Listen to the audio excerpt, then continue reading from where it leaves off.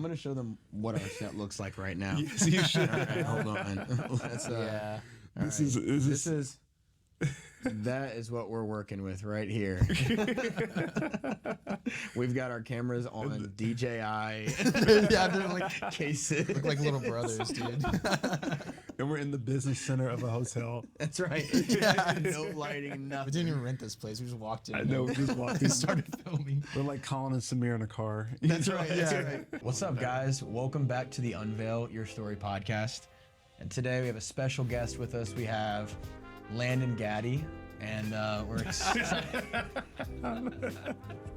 Is that funny? Why is that funny, Travis? Is that funny, bro? Oh, my bad. Oh, come on. Anyway, no, we got Travis Dykes here. And Travis, where are we at? We are in Sydney, Australia. Good day. We're in Sydney, Australia, which is insane that we're all here. But we thought we had to take advantage of the moment of all of us being in one place, in one accord, in one country that is not the States, to be able to come together and have some conversation.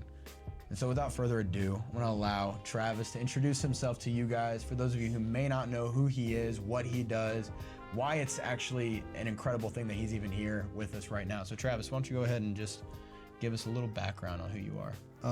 My name's Travis Dykes. I'm a bass player, musician, and YouTuber, and also an author of like a couple of music books. But yeah, that's kind of my thing. I'm a content creator, and I've been doing it full time for some years now. And honestly, I've just been having a blast doing it, and excited to chat with you guys today. And you guys already know Landon, maybe. From my episode. There's an episode That's never been released. that it might be released. It might be released by this time. But Yeah. I don't know. I might release this one before that. Yeah. I don't blame you. So yeah. So anyway, wait, I want to make sure your mic is on. Is your mic red? It's recorded. Yeah, it's red. Good. Okay. So anyways, Landon, just real quick, give us a little bit of a synopsis, and then also what your relationship is to Travis. Yeah, I mean, I won't go over like full with me because I'm not the center of attention for this podcast. But I'll primarily I'm an editor, and so with this podcast, I'm Travis's editor, and we'll get into like all the specifics on that and kind of that relationship. But I'm excited to talk about that a little bit more, like the editor visionary relationship and how that's worked out. So yeah, I'm excited for this. So the thing that we're here for is a live recording with Tyler Sullivan, and we're I think for the past when did we get here? A week ago. Wednesday. Yeah, Last Wednesday. We first of all, longest flight ever. Yeah. Oh my God. 15 hours. But we're getting ready to do it again, and I upgraded my seat, and so Landon and I were going to be sitting next to each other, and we got a little seat. 51. I just upgraded it to sit next to him. Yeah. I don't know if upgrade is a You lateral went from move. 58 to 51. Yeah. It is a little better. Yeah, but we're in the middle, and we've got a whole seat between us that nobody's going to want to sit in anyway, Yeah. so we're good. No, but we flew over. It was my first time in Australia, and also my first time flying that far. I love planes anyways, though, so it's not that big of a deal for me. But we got in on Wednesday, and immediately you guys started sound checking. Yeah, and a rehearsal. So honestly, and I don't know, is that normal when you do stuff like this? Yeah, most times. But going to another country is a little bit different, especially coming off a 14-and-a-half-hour flight. And going from that straight into a rehearsal is just like It's crazy. like it's that weird feeling of where like you feel like you don't have any sleep, but you're also like you got sleep. It's weird. Yeah. It's like it's like you never went to sleep. Yeah, when it's you're like on taking a flight. nap and waking up and like I don't know where I am. My mouth tastes nasty. I'm like a We little also sick. skipped an entire day. We went That was the from trippy part. Monday night to Wednesday morning. Just skipped over. That Tuesday. was weird. I could not actually get over that. I still can't get over it. I tell my wife that, and she makes fun of me because I just talk about how I'm in the future. Yeah, And it does feel yeah. like that a bit. Yeah, you're just living in the Matrix. So I think that was interesting because like we got in, and I could not imagine how y'all must have felt rolling up. But then I wasn't sure if that was like standard. Like maybe that's just how it is with every artist. With different, I'd say with a lot of my friends that do this in the professional industry and everything with traveling and all that, that's kind of how it is. Like I have friends that tour with like these Grammy Award-winning artists, and they fly from country, like they do go on this 15-hour Bogota flight, and they get off the plane. go straight to the venue, do sound check. Like straight, like So I'm glad we do what we do. Yeah, exactly. No expectation till night of. Right. Well, and what's funny is, and this is what the insane thing is that they would go and they would do the sound check, do the show, don't even go to the hotel, and jump back on another flight that night. And go back home or go on Go another. to the next. Oh, gig. that's Yeah. crazy. It's like, That's crazy. that's a real thing. And I honestly, I'll be honest, I was like, oh man, do I want to do music? Like, Would you do that? Would you do like that back to back, like Oh, man. multiple country destinations? That would be fun. Yeah. That would be fun. Now, all the stuff that I've done when it comes from like doing anything internationally, it's always like I stay in an area for a couple days and then go to the next thing for a couple days versus like going in and like going to the next one. I haven't really had that experience that often. How many international trips have you done for music? I think it's under 10, but somewhere close to 10. But strictly for music, you've done Music. That's cool. Yeah, music events and things like that. That's very cool. Yeah, it's a blessing. It's crazy. Yeah. We did New Zealand earlier this year. Oh, yeah. And they didn't. Was it the artist or the festival that gave you like 3 days beforehand? Oh, to the adjust? festival. They Yeah, were that's really so cool. kind. Yeah, they were That's so really cool. cool. Because it was in New Zealand. Because it's like it's 16 hours here, right? Time difference, something like 17 for me. It's like, I don't know, 15 for you, 14 for you. Yeah. It's different, yeah. that. Yeah, so it was really close to the same, like that same thing in New Zealand.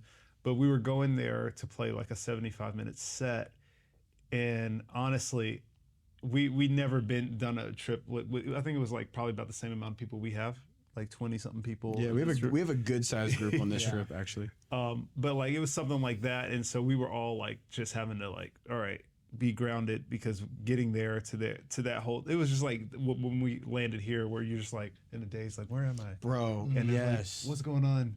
Who are you? Yes. I felt so uncomfortable. I also felt like I stunk. Oh my god. I was like sweaty a little bit, just kind of like gross. Couldn't wait to like go change. Oh my gosh. See, and that's why I can't imagine immediately walking up onto a stage and like then Yeah. having to go play. You know, honestly, this is something I think I've learned from being in the industry, just like playing in the industry, playing with like, you know, full-time artists and different things like that, is that I actually learned this from a friend, but that's the true sign of a professional. When you can get into a scenario, you don't feel great. You don't feel like you want to be there, but then you perform. And Yeah, it's like a switch. yeah, it's like you go there and it's work, and that's the true side of Yeah. a professional.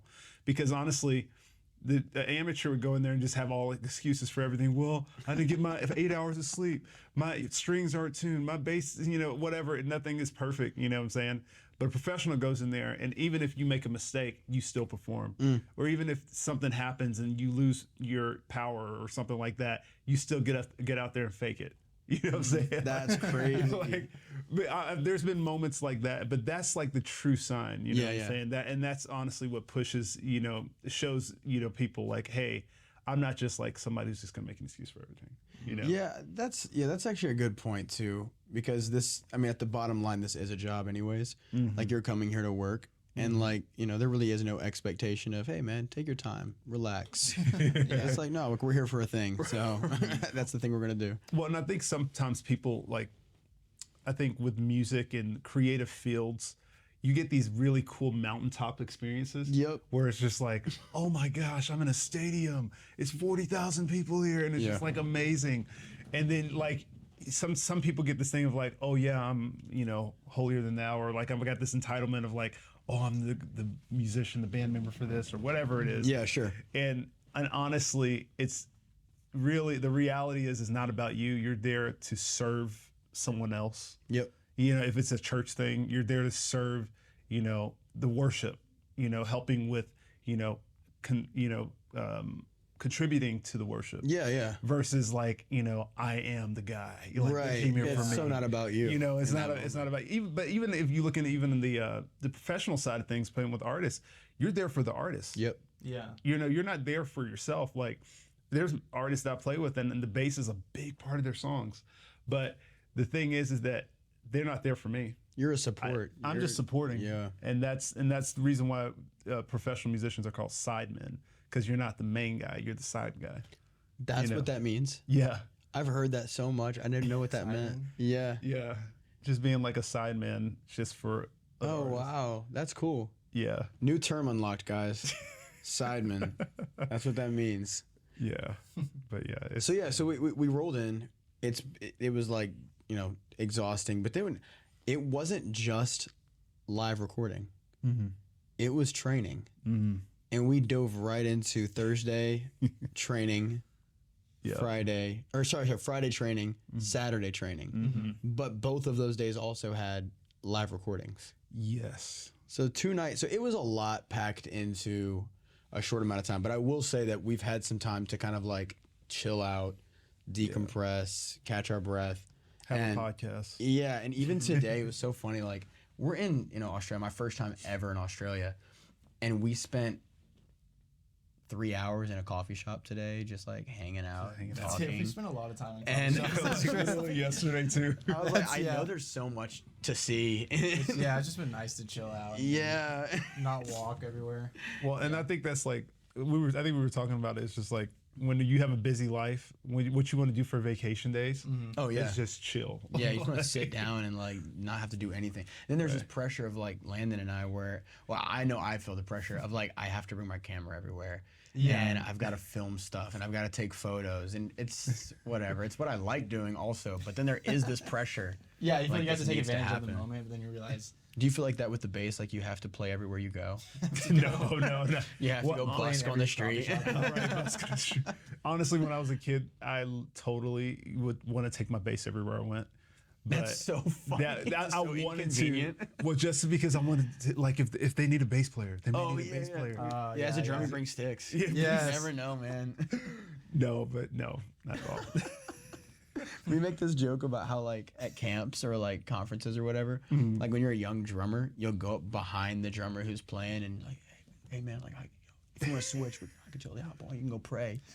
Oh my gosh. we were talking the other day too. Like the worst feeling is when there's like a jam going on. yeah. And you want to be in there so bad. Dude, y'all were jamming out at the church. And Oh I my was thinking, I was like, oh, dude, it'd be like really It'd be cool. so to, like, cool. I don't really play much anymore, but it'd be so cool to like get up there and just Yeah. like play with these guys. But then the thing we were saying is like, Yeah, like you get up there and Yeah. you finally get on the drums, and then everybody just kind of shuts down. everybody's they all start unplugging. Yeah, you know, you're like, and, That's literally what happens. well, when David hopped on, I was like, I know Oh, they're they're all about to shut it done. down. Yes. Well, and then like when you're already up there, you're just like, oh man, we gotta keep going. We gotta Yeah. keep going just for a little bit longer. Because the drums just stop and the pulse, and it's just like, Yeah, all right. the vibe's Yeah, done. yeah, it's like cool. But that's honestly the only thing that ever switches. Nobody ever switches guitar players or bass players. There's always so many drummers. It's always a Yeah, drummer always that's drummers. swapping out. Oh my gosh. So we finished out that training on Saturday, the live recording on Saturday. We had services on Sunday. It has just been like, and also you guys did service on Sunday as well. Yes. So it's just been nonstop. And so what's next after this? Do you have anything planned for whenever you get back home? Actually, I have a clinic the end of this week. No, at the end of this week? Yes, on Saturday. Bro, I have a- Nashville, or- It's in Nashville. Okay. On Saturday, I have a clinic, and then I'm home for a week, and then I go back out. I'll be in California. Oh, nice. Wait, what part? Eureka. Oh, that's right, for the fire. Yeah, the fire conference. Okay, thing. yeah. Yeah, so then I'll be there for like 5 or 6 days. Dude, So. not Fire Festival. Fire Conference. Fire conference. Yeah, it's a big difference. So if you had to like give a percentage to like how much you're at home versus how much like you're out actually like doing this stuff, do you know what that would be like on a rough percentage? Ooh, that's tough. It comes in seasons. So I'm trying to think of like a total. Last year I traveled a ton. Yeah. I think it's because it was like one of those people, the international thing was starting to come back because of COVID. You know, people are getting, open back up and everything. I would probably say it's like sometimes 60-40, I would say. Like Oh, I'm that's traveling, good, I'm actually. traveling, well, it's like, no. I'm traveling 40% of the time and then I'm home 60. I think that's probably a really healthy balance. Yeah, it's right around there. But certain seasons, sometimes I've been like last year I was on a couple of pretty big tours where I was gone for like an entire month. Like there was geez. so like beginning I think last year, I think it was like February, I went on a tour for like 3 weeks straight, and then I went on another tour for 5 weeks straight, And yeah, those are pretty big ones. That's crazy. And yeah, but this year I haven't had as many. A couple of the art, because it's still early in the year, but a couple of the artists that I'm working with are like taking like little breaks right now because they went so hard last year. Yeah. It's so, but yeah. And that's where artists usually make like a lot of their money. Tours. They make a lot of it, but the thing is they make it more so from merch. Okay. Versus like ticket sales. Really? Yeah. And that's honestly where they that's make interesting. the most. Is that because there's like a huge cut if you go through like Ticketmaster or Live Nation?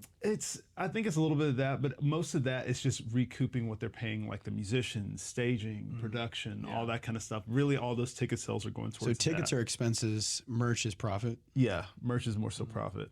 And merch is expensive, and it's not expensive to make it. Yeah, They get you, man. dude. I know like people like Taylor Swift and stuff like that. They make crazy. Oh, dude, like they sell like t-shirts for like $80. I don't even know like what she was like grossing after her tour, but I know it was like But she exorbitant. added like $1 billion to the U.S. economy or something like that. Like, It was so stupid. insane. Yeah. When you can make a decision to go on tour and you benefit the nation. That was like the best decision she probably ever made in terms of a tour. That's crazy. That's crazy. Y'all didn't expect to talk about Taylor Swift on this, did you?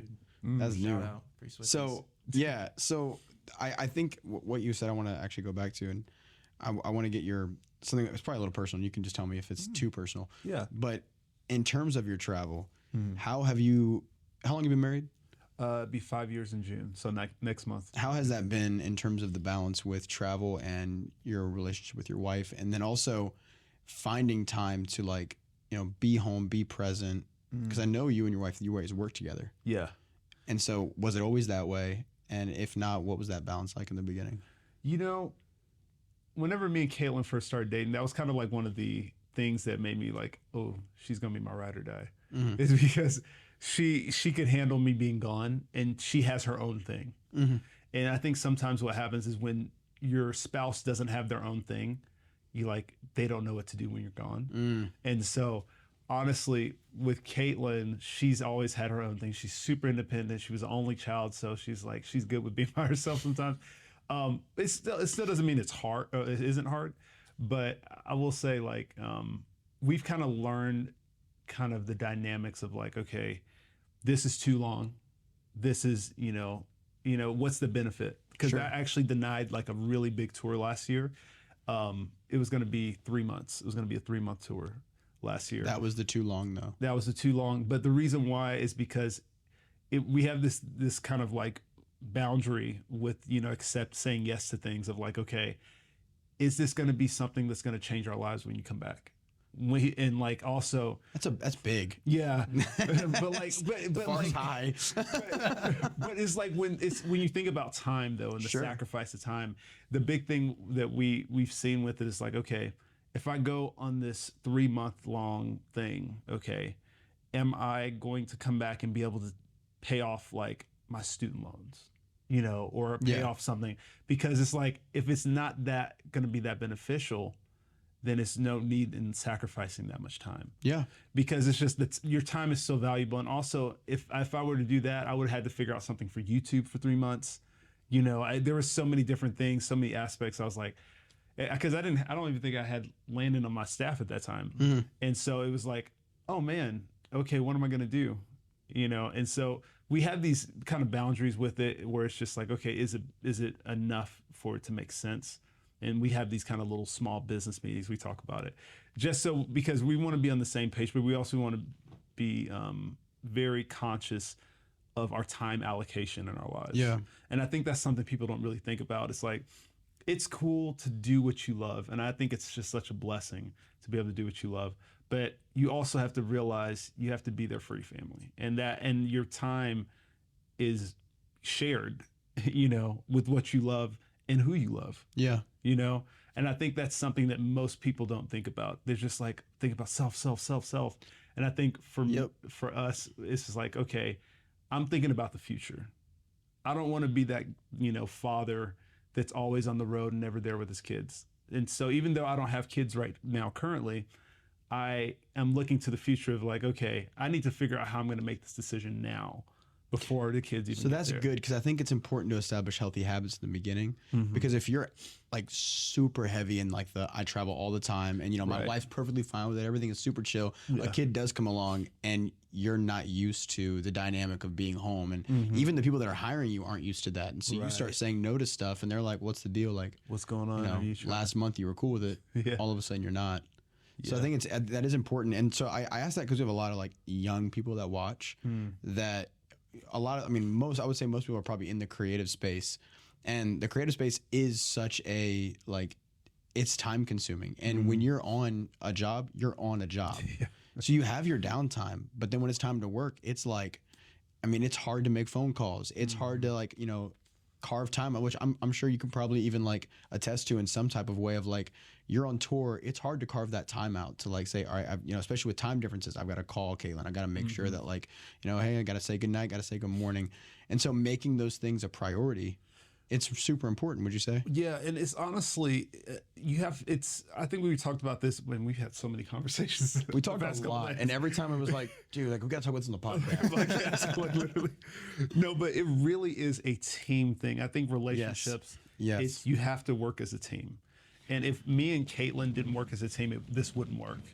If it was just like only about me or only about her, then this whole thing wouldn't work. Because I'm sure people don't know that my wife is a full-time songwriter, and so she does music as well. And so she's like in rights and different things like that.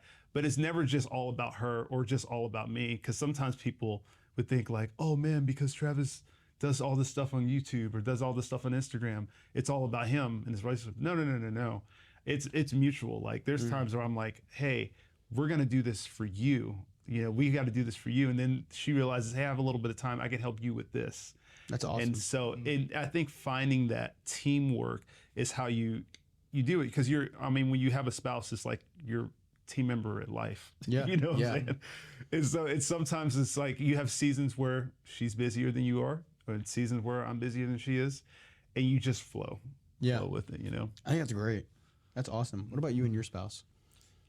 Ask me in 5 years. We'll see about that. Landon's single, guys. Just a shout out Don't say there. guys. Girls. That was good. That's funny.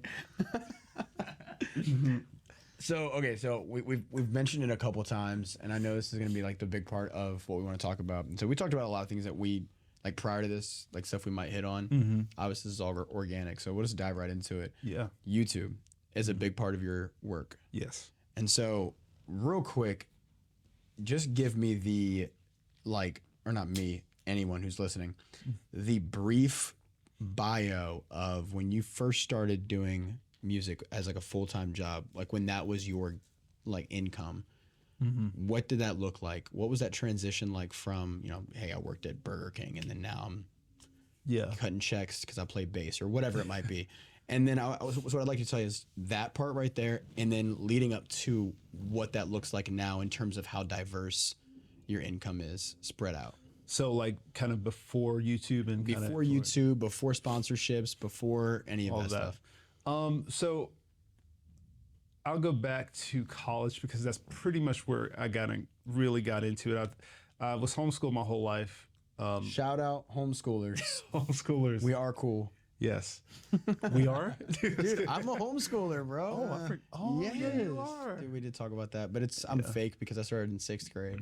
I started in kindergarten. Yeah, so Went all the way through high school, and then when I was assimilated. oh my gosh. But I went all the way through high school, and then I graduated when I was 16, oldest person in my class to graduate. Yeah, in my homeschool group. Anyways, I know that's so nerdy.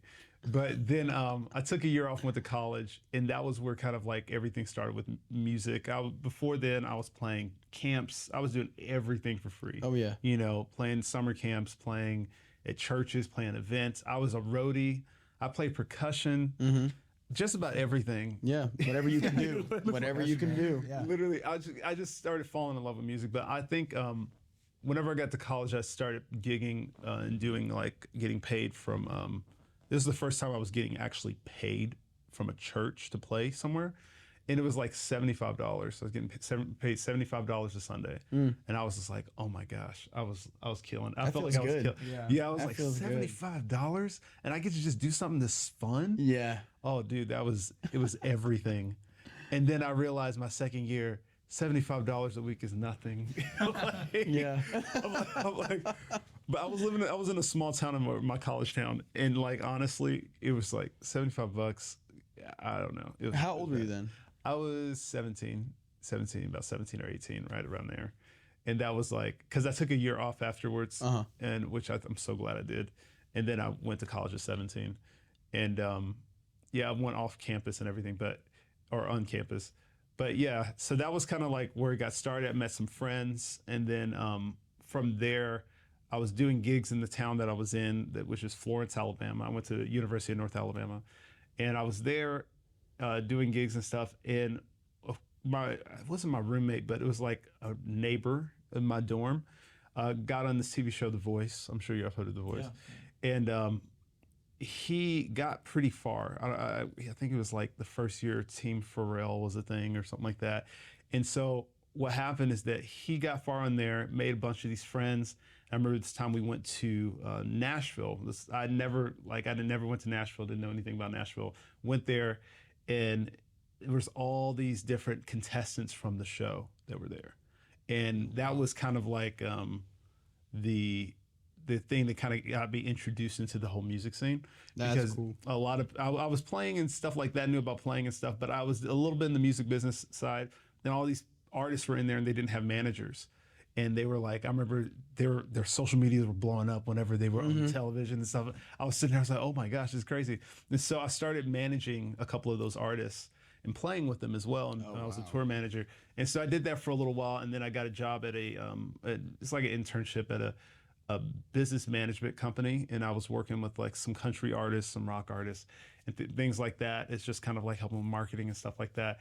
And did that for a year. And I was like, oh yeah, this was cool. And then I started getting to these meetings that got really intense, because there's a lot of money on the table, like millions of dollars and stuff. And like people were just getting, they're just like button heads. And I was like, okay, I don't think I want to be a part of this. Yeah. It wasn't fun. It wasn't like that thing of like, oh, I love this. It was like, oh man, I'm scared. Got too dark. Yeah, sure. Yeah. And then that's when I got serious about my YouTube channel. And just so you know, the way that my YouTube channel started, I was probably in my teens, maybe. Yeah, probably in my teens. And I just like started posting random videos on YouTube because it was like I was looking for stuff to learn on YouTube, but all the stuff I wanted to learn, nobody was teaching. And so I was like, why don't I just see if I could just show the way I think about this on a YouTube video. And so I did that. I would do that occasionally. I didn't have any kind of like scheduling, any kind of like content scheduling or anything like that. I wasn't keeping up with numbers. I wasn't keeping up with anything. And I remember somebody asked me one time, they're just like, hey, how many subscribers do you have? I was like, subscribers? Oh, you mean like my followers? And I'm like, and they're like, yeah. And I was like, I don't know. And I pulled up, I don't know if I had a cell phone that had internet, but I like pulled it up one day and I was like, I saw 1 and a 2. I was like, oh, okay, I got 12 followers, whatever. And then a few days go by and I was like, let me go look at that again. And I looked on there. It was actually 1.2K. Oh, so you had I had over 1,000, subscribers. And I was like, oh, people. And then I looked at my videos. People care. Right. Well, then I looked at my videos and I was like, oh, there's a few of these have over 1,000 views. It's like, what's going on? What a feeling. And but the thing is, it was funny for me because I was just like, I never thought of that as being a thing. Yeah. And it just randomly happened. And so whenever, going back to, me leaving that job with the business company or business management company, I went from that and I felt like God would just kind of like open this door for me to like get serious about YouTube. I was dating my now wife at the time, and I was thinking about the future, and I was like, YouTube is like one of those things where it's like it seems like something this childish at first. Sure. It's like, oh man, everybody's trying to be, this celebrity. Yeah, or right. A whatever. little influencer. Yeah, a little influencer. camera. Just kind of Right. yeah. And it just seemed like, and my parents didn't understand it at all. Oh, of course not. Like, it's so, so I was like, okay, let me, okay. But I felt like, I was like, this is what I probably need to like think about, like, as my future. Yeah. Do I want to continue to just do music as gig to gig for the rest of my life? Yeah. Which I feel like I'm going to play music until I die, 100%. But do I want it to have that stress of like, okay, I'm going to say yes to every gig this, what? So you actually had the forethought of like, you could see this becoming a sustainable source of income or something at least that was going to supplement Yes. for you. And the thing is that I never thought about it being as my main income. I saw it as a supplement. Okay. Like, okay, if I'm not on the road, I can do this. But even back then, like you were thinking that, like you were getting thousands of views or whatever. Yeah. And you were like, well, I could potentially grow this thing. Well, and the thing is, I never knew that you could actually be full time at it. And so I remember seeing like YouTubers, and I was I like, feel like most didn't know that. yeah, Like yeah, especially back then. Like I'm even thinking about, like okay, so like what year was that when you're 30, right? Mm-hmm. So this was you're super late teens. yeah, like 19. Or Yeah, so we're something talking like 11 years ago, max. Like that's wild. Yeah, so like that being a big YouTuber was rare. Like it wasn't a ton of them, yeah, people having 1 million subscribers, and especially like, making money. Yeah. making money was like not even Did you have like a North Star or like somebody that you saw doing it that you're like, oh, I could, even if it wasn't the same niche, but just a YouTuber? I would say Scott's bass lessons probably Yeah.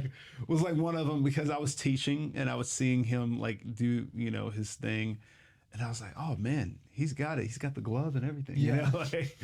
But yeah, if you don't know, I don't know Scott's bass lessons, bro. I know he's really- Final Cut King. Final Cut King. That's what I know. But he has like a glove or whatever, and that was kind of his signature thing. But he was kind of like the one I was looking at a lot. I didn't really get into following like a bunch of YouTubers until later, whenever I was trying to scale up my channel. But no, but that was kind of like one of those things that I feel like God just kind of put it in my spirit, like, hey, focus on this thing that not everybody's focusing on. And I was like, it didn't make any sense. And that's always the way God works, it like, you don't know what, why this is happening. Cause like all of my friends were on these tours, they were, playing with these massive artists, and I was just at home. Yeah. I was literally at home behind a camera, and I was just like, what am I doing this? Yeah. Like, what am I, like, all of my friends are doing these things. I'm in Nashville. They're like on these tours. They're getting these awards. They're getting, on these, they get signed to record deals and different things like that. And I was sitting there just like, what? And then all of a sudden, now that I've put time and effort into this, those friends are now trying to do what I'm doing. Yep. Yeah. They've gotten to this point where it's just like, oh, okay, I'm getting out of my deal. I want to do my own thing. And now they're starting where I was like 10 years ago. Wow. Yeah. And so now I'm like in this place. You're where way ahead of the curve for them. Like they're looking up to you, whereas they're back like- then it was vice versa. vice versa. I was like, cool. man, why is this very cool.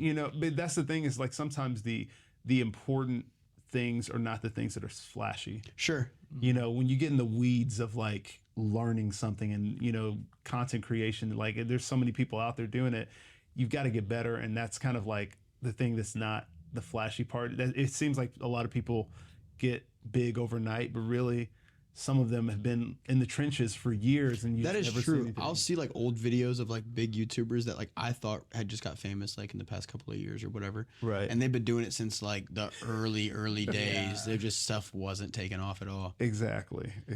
So you called yourself early, like in the beginning of this interview, you called yourself a content creator. Mm-hmm. Do you feel like you're more of a content creator than you are a musician? I am always going to be a musician first in my, it's just with what I do, because it's always the music first for me. And the content is kind of, outside of it. It's enhancing what I'm already doing. Do you find that you forget to create content because music is first? Because you vlog all your tours, or at least the outings that you do. Well, I think it's more so, it's shifted probably in the past year, more so because it used to be like, okay, YouTube got pushed to the side, pushed to the side, pushed to the side. When it really got serious for me, actually, I wouldn't say in the past year, probably when I first got married, 2020. 2019 is when I got married. But like during that, when we went into 2020, that's when the shift happened in my YouTube career where it literally got serious. Because 2020 happened, we all know everything shut down, you know. But for music gigs, like for me, that was like one of the worst years ever. Because I found out like I had type 2 diabetes while I was at Disney World in January of that year. And that was how my year started. That's not fun. Like, That was the worst thing that happened that year. Yeah. Me too, man. and then like Hated that news. But then right after that, like I had on my schedule like that March and April are going to be the busiest traveling. We're going on tour. Like I'll say this. I was playing with the artists. We're about to open up for Reba McEntire. We're about to open up for Luke Bryan. Like all these like massive artists and stuff like that. Is that okay for me to say? Dude. Is it? Okay. Yeah, well, I'm not gonna get shut down. They're gonna watch it. No, yeah, you're fine. No, if but you're okay with it. Yeah. So I had all these things. I was gonna be gone. I remember I was looking at the numbers of like how much I was making per show. I was like, I was gonna make like over 10 grand in April of that year. Jeez. And I was just like, yes. Yeah. Music is making money. Yeah. And then, you know, COVID happened and it's like Depressing. So what happened is I lost everything. I lost every gig that was, you know, that like, And what's that was crazy coming too from- is it's like no one knew how long that was gonna last at all. And it was like 2 years before things were like even beginning to start opening up. That's insane. So you had to make a decision. Like you had to shift. Well, and what happened now, and I'd say this is the reason why having a good spouse is so helpful and like just godsend, is because whenever that was happening, I had a music school and I was teaching. Well, I was teaching a bunch of students. I had about 36 private students that I was teaching music to, and that was what was supplementing us during that time because I didn't have live gigs or anything like that. She was working, teaching, you know, English online, and I remember it was about June of that year. I just felt something in my spirit. It was like, you know, Travis, you need to let go of your students. Wow. And that was the hardest thing because because the streams of income I had at the time was traveling out, you know, playing things, sessions, like recording sessions, and teaching. YouTube wasn't really that big of a financial thing. Yeah. YouTube was there, but it was like not much, not enough to make a difference.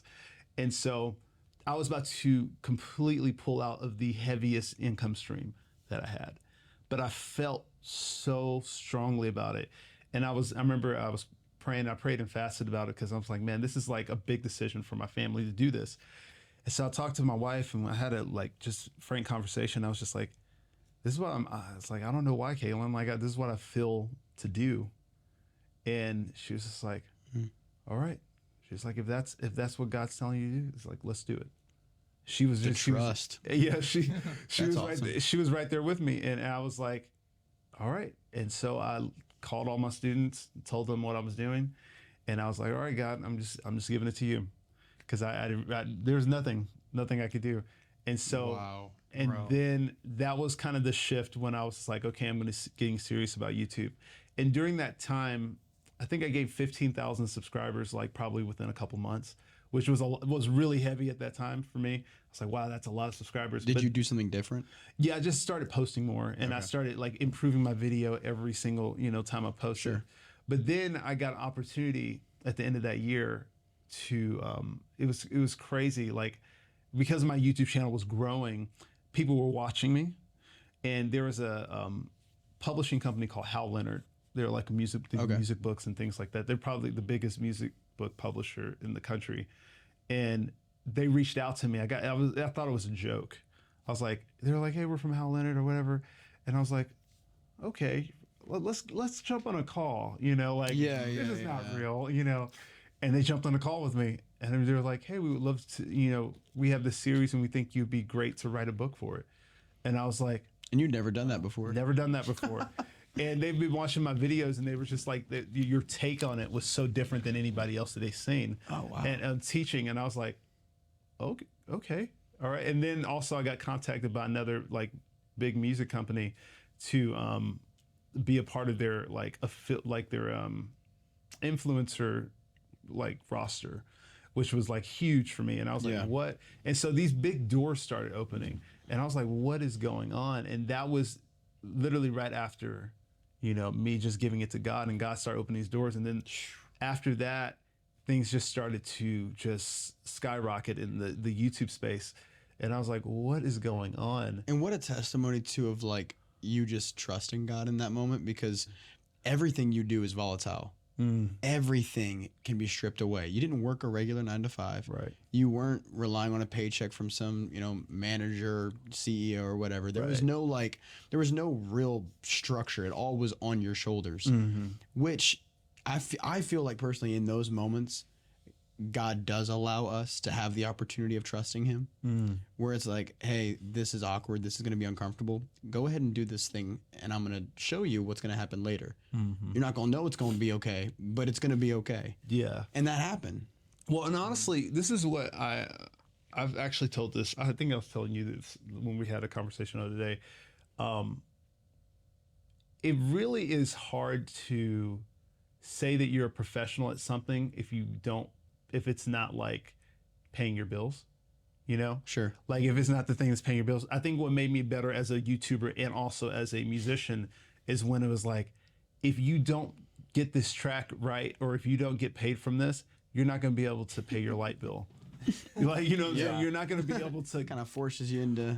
well, and you're not going to be able to eat. Yeah. And I think one of the things that got me was like, you know, now you have somebody else in this, you have a wife in this. It's like, okay, if you don't, you know, consistently bring in money doing, you know, gigs or doing YouTube, then you're not going to be able to feed your wife and your family.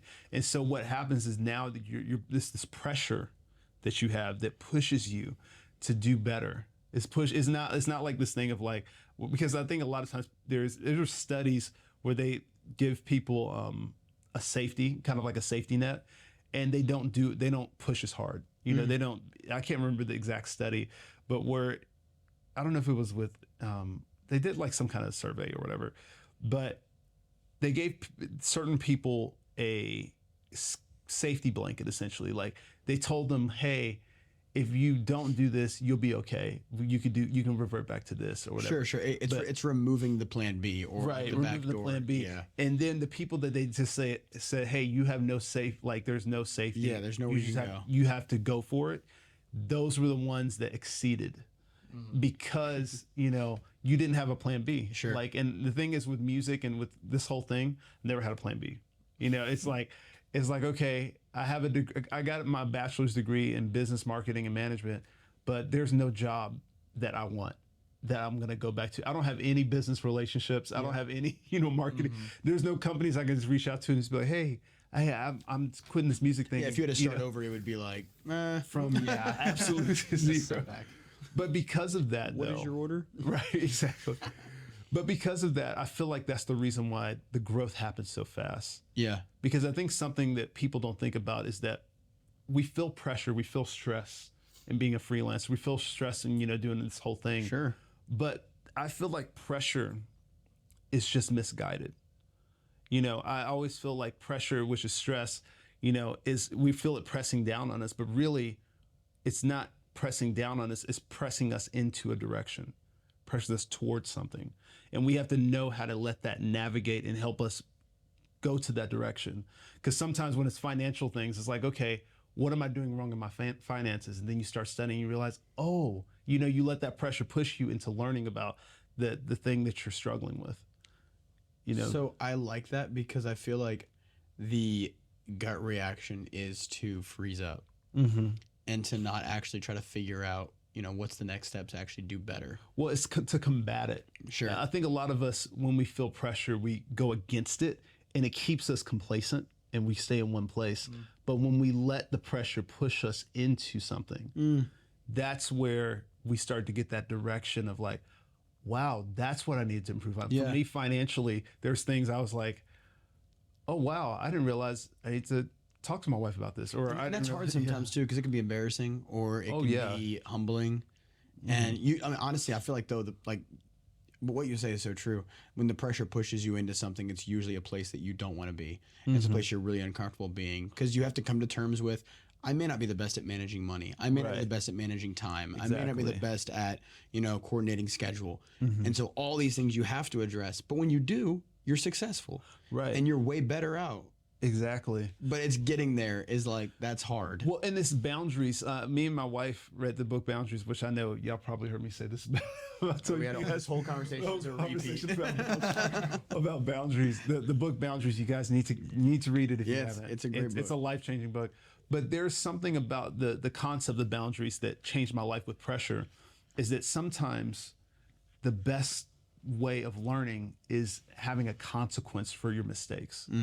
And so, like, if I have like a money failure, I remember one time that I told and this is totally fine. I'm okay with I'm a vulnerable, out my open book, but like I didn't tell my wife about like some money thing that we didn't have enough money for our bill or whatever, and like then I realized we had to like go and like do Uber to like make up for this bill, and that was like a really stressful time for us. Yeah.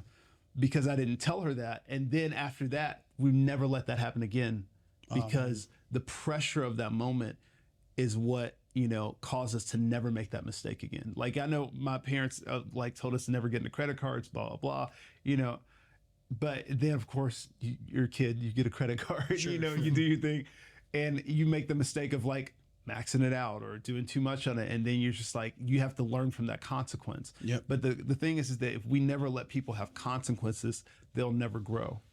And that's something that I've learned is like, okay, if I didn't have the consequence of making money mistakes, or not preparing for a gig, or not posting good content or whatever, there's a consequence for it, and that's what helps me to be able to get better. You know what I'm saying? Yeah. Like life on easy mode. It's just not life at all. It's just bad. There's no learning. There's no growth. Well, yeah, and that's the thing, is that I feel like a lot of people get babied into it, and sometimes sometimes it just like, when you just let it happen, let the consequence happen, it only has to happen one time. Well, I can even say, like, even what you just said about, you didn't say something to your wife that was like, that probably, and now you can speak for yourself on this, that was probably an awkward conversation for you. And that was also probably, as a man, embarrassing. Very. Like, hey, here's something that I did or didn't do, and I need to tell you, because we got an Uber. Gotta get a little side gig. Like, no, I get it. But that's like, it's done. And honestly, you guys were probably so much closer after that. Oh, extremely. That was when we started, our finances started to get better, because we're on the same page. Yeah. It wasn't just one person handling it, because we were even talking about that the other day. Is like, the way me and my wife do our finances, like we're a team with it. Yeah. She knows everything that's coming in, everything that's going out. We both we have like a business account and different things, like, but she has access to all of it. She can see, what's happening. And that's not because you're a bad steward. No. I think that's important, because it's not you being a poor money manager. Right. It's you saying, this is my partner. Right. Well, and she's literally my partner. And like, the thing is that you, especially when I have a spouse. Yeah. They're a part of everything. Like, I mean, you're my permanent roommate. Exactly. So with that, if you're not open, it's hard for you to grow. And I thought about that as a family. It's like, okay, because the way I have to think about money now, it's like, you have your personal, you have your business, and if you don't have that separated, that was a huge thing for me, that I realized it was like really a big thing. If your personal money and your business money isn't separate, it's like, it's hard to grow either one of those. Yep. It's like, for your own personal life, okay, we want to get a house eventually. That's a personal thing. That's not a business thing. You know what I'm saying? Like, a business thing is like, okay, we want to get a space to have a video studio. You know what I'm saying? That's a business thing, yeah. But that's a business thing. And it's like, if you have them both intertwined, how do you, focus anything? Which that's a great boundary, I think, even for freelancers, because there's so many people out there that are like, yeah, go get an LLC, go start your own business, put it underneath your name, get a DBA. There's all these things that are like pushing you to be an entrepreneur, but without understanding like the ramifications, the different things that come into like being an entrepreneur, like that right there, keeping your personal and your business like very separate. Cutting yourself a check, knowing how to pay yourself, knowing that, you know, I don't make personal, you know, payments with my business stuff because it messes everything up. Right. Well, and the thing is, that's the reason why Caitlin's a big part of it, because she's helping. We have like goals. We have like a goal Chairs are list. so noisy. I'm sorry. Like, I'm such a like shifter and a mover and just a shaker and just. No, but with Caitlin and I, the reason why is like we make this goal list of personal goals, and I have business goals. Yeah. And so the personal goals are like stuff for our family. If we want to have a kid, or if we want to, you know, have a dog, you know, whatever it is, like whatever our goals are, we have that. And honestly, what happens is that she really has she kind of helps with those personal goals because I'm more focused on the business. And so she kind of really helps us like, hey, we need to get this much amount in our savings. We want to get this in our personal. And now we can grow. She's like pretty much the business owner of our personal life a little bit. And then I'm the business owner of the business. That's cool. You know, That's it just helps out. It's a partnership. And it's y'all's relationship. It works that way. Right. Not everybody can, you know, have that type of dynamic, which I guess I say that to say like there is no like standard right way, but there is good ways. Right. And I think that's an incredible thing that you guys have. Yeah, and that comes team with dynamic. Well, and that came with consequences. Yep. You know? Yep. Awkward conversations. Yep. You know, having probably to own up things. Yeah. late nights and lots of talking. No. Yeah. Do you guys try to like separate the business aspects, like you're just being at home and like conversation and things? That's a good like, question. Try to like push things to a certain area so it doesn't flow into like Yep. date night and Yes. So there's a thing we learned about like just having, I think it's like 60 minutes of business conversation every week.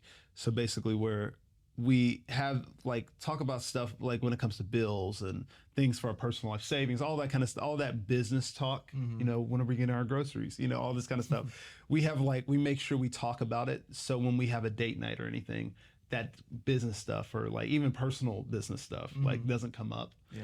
And so we try to separate it, you know, sometimes, but you know, when you're at home and it's late at night, It's also what you both do. Yeah, we both do music and stuff, and so it's like, yeah. Sometimes it's hard. Like that's what we're talking about. Like that's what we are. Yeah.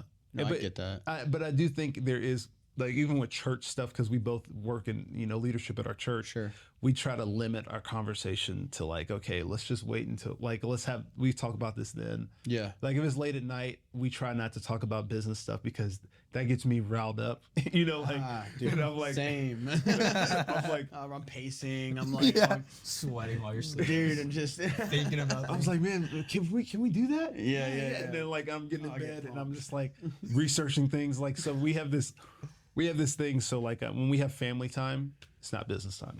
You know, so whenever like family time for us starts about 6:30 p.m. Until bedtime. And so when we're at that point, that's where like I'm not looking at anything on YouTube. I'm not looking up researching anything or anything like that. It's just I'm chilling, you know, because that's good. Because if you don't have that, you can't actually, you know, it's like working out every single day but never taking a rest day. Yeah. You know, you never can get stronger. Your muscles can never grow unless you have some type of rest, you know? Yeah. I think it's also just like the other layer of boundary that you've been talking about.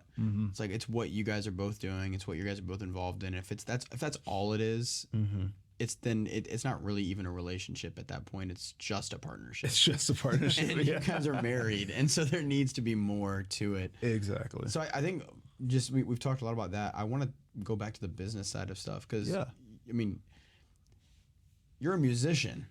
Yeah. And so I don't know many musicians that view themselves as also a business. Like this is a business.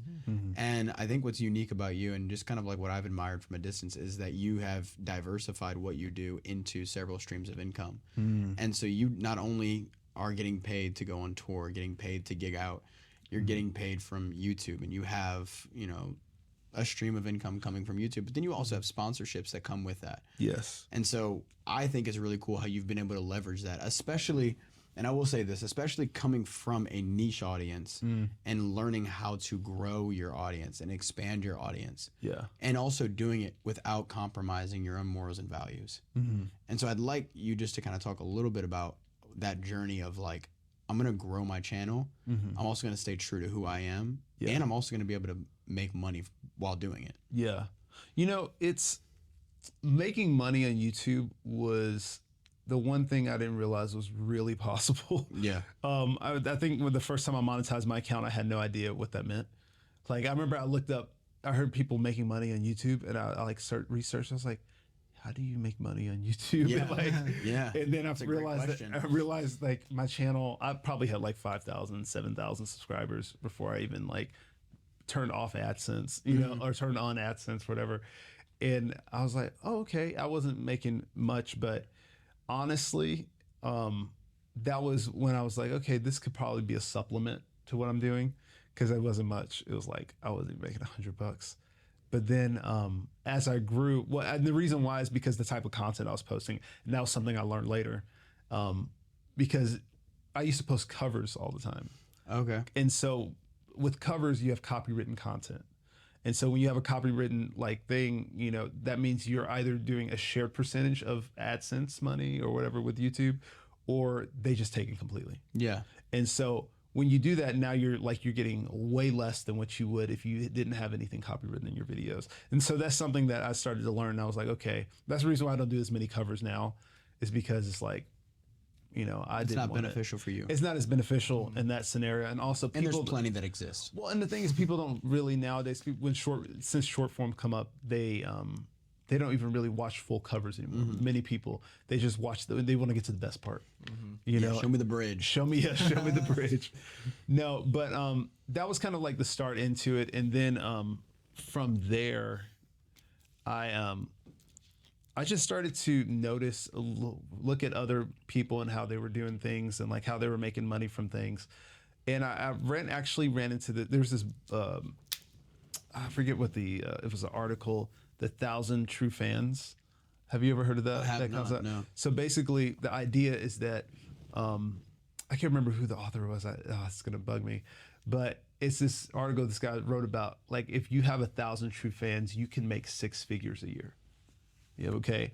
And basically, this whole concept is like, if everybody paid you $10 a month, 1,000 people paid you $10 a month, then you can make $100,000 in the year. And so that's kind of like one of those mantras that I think Patreon came, like, you know, Patreon? Yeah. So Patreon came, that was kind of the thing that helped them, like, started them in that idea of making something like Patreon. And so I started to realize, okay, if I can just get true fans to like pay for stuff, then that could be helpful. Yeah. And that's the reason why I started I had this kind of shift in my mindset. It was a Shaquille O'Neal interview I was watching, and it was crazy because it's like, Shaquille O'Neal's, you know, crazy. He loves to have fun, whatever. But he's gotten the business, and he's like triple, huge, like incredible businessman. And I remember he was talking about one of the investors that was teaching him about investing. He said he only invests in things that changes people's lives. Oh wow. He said if he doesn't feel like it's going to change people's lives, he doesn't invest in it. Papa John's, yeah, that's right. That's right. But you are so dumb. Kia, isn't he a Kia sponsor also, or like whatever the car is? The General. Yeah, is he? Oh, dude, he's got so many things, dude. No, but changing lives. But the thing is that I remember that changed my life when I thought about investing in things, and it changed my life with videos, because I was just like, you know what? Any video that I post, I want it to change someone's life. And so and like, even if it's not like one of those things where like, you saved me from, you know, getting in a car wreck, you know, whatever, like, nice. Save me. I was about to get. I pulled over to watch. No, but like, if even if it was like something that's like life or death, like right. Something where it's like, this concept changed my life. Yeah. You know, like, I think whenever I did a video years ago about, you know, shout bass licks and how to play shout music and stuff like that. And I remember I met a follower, whatever, like some years ago, and he told me, he was like, before I didn't know anything about bass, I didn't know anything about music. He said, I watched your videos and now play in 4 different churches. Oh, and, wow. and this is like this is like the majority of the money that I make is because of the videos you put out. Yeah. That's the kind of content I wanted to create. It's not just stuff where it's just benefiting me. That's like that's never something that I wanted to get into it for. It was never like a thing where it's just like, oh, I want to be this guy and I want to be like Scott's bass lessons, or I want to be like, whoever else, Davey 504, like, or anybody like who's like massive or anything. That was never the goal, and it's still not the goal. But that was kind of like the thing that shifted and really kind of helped my content become even more monetizable. Hopefully that's a word. Monetizable, yes. Yeah, we're good. But that was kind of the thing that kind of shifted the way that I thought about finances with it, because when I started shifting that mindset of value, then people wanted to pay something. Yep. Because they're like, whoa, this is actually helping me. This is actually, man, you're not charging for this, and then I was just like, that's what it is. So I think that's actually a great key thing in business in general is sharing value without expecting. And I think a lot of businesses, or even honestly just freelancers, whenever they have a service to offer, they immediately expect because they're good at it that they deserve to be paid for it. And the reality is like YouTube exists with so much free content that anybody can get on there if they care to and learn anything. Right. And what makes you valuable is be able to spend the time to teach them that thing for free. Right. Where then they actually are like, hey, I want to take care of this guy. I want to support this guy. I want to show that I like care about what he's doing. Right. So then you come out with like hey, I got this little course over here. You can, exactly. You can pay whatever for it. And they're like, yeah, I'll do that. Even if I don't ever read it. Right. I'll pay for it because I like this person. You want to support the person. Yeah, because he cares about me. Yeah. And you've never met that person in your life. Right. But because you're offering value content and not just, another advertisement or another promo for what you're already, asking them to pay for. Well, and honestly, I feel like the thing with business to people, especially musicians. Oh my gosh, musicians are the worst for this. Where it's just all about them, but never about the person. You know what I'm saying? Like it's always about my channel, my thing, my whatever. But which I think there is a part of that where you're trying to build something. But on the other end, it's just like, what about them? What about the other person? I think I remember seeing people charging an exorbitant amount of money for like tracks and like loops and things. I'm like, dude, there's only guitar in this. How can they even use this? Yeah. Like, and I was like, what? And so for me, I'm just like, if I was on the other side of the screen, I always think about like, if I was the person buying from me, what would turn me off to this? What would be like the thing? I was like, I don't think this is actually worth it. I think this is kind of gimmicky. And people, that's the way I think about things. And I don't think anybody really thinks about that, especially as musicians, because they're just thinking about, oh man, I want to get 100,000 followers. Yep. That's what I want to get. But it's just like, okay, but what are you giving to these 100,000 people who are watching you? And so I think when you get that right, everything else starts to So when click you into place. when you shift your mindset from how can I grow to how can I grow someone else, you feel like that is what creates kind of that growth. Well, I think it's maybe not even just growing somebody else, because if you're not a teacher, you don't have to, you know what I'm saying? Like, I think teachers. Well, I guess, you're right. Yeah, you're right. Because you don't have to grow someone. Yeah. But like providing. Just adding value to Value. what's there. I think that even comes to entertainment, right? Yeah, exactly. I think it's important for like creators to think of.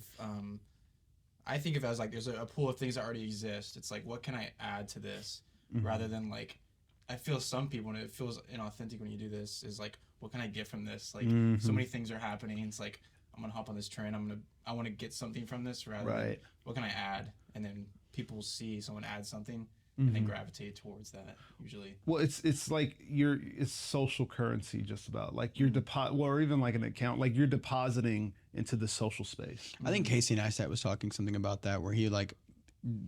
I think it was Casey Neistat, but it was some big YouTuber, but like somebody who has like millions and millions of subscribers, and this is their life and this is what they do, and they don't even view it as how can I get more out of this. It really is like, what can I give to this thing? How can I help this whole system grow, and how can I help everybody? This is a machine. I just want to be like the oil in the machine or whatever. Yeah. Right, and that's the truth of it, because I think Alex Hormozy has talked about, like, when you give so much free things, people it'll eventually come back to you. Yeah. All that stuff you get I for free believe is that. eventually going to come back to you. And I don't even know if he's a believer. I mean, that's just Bible, bro. That's just Pressed down, shaken together.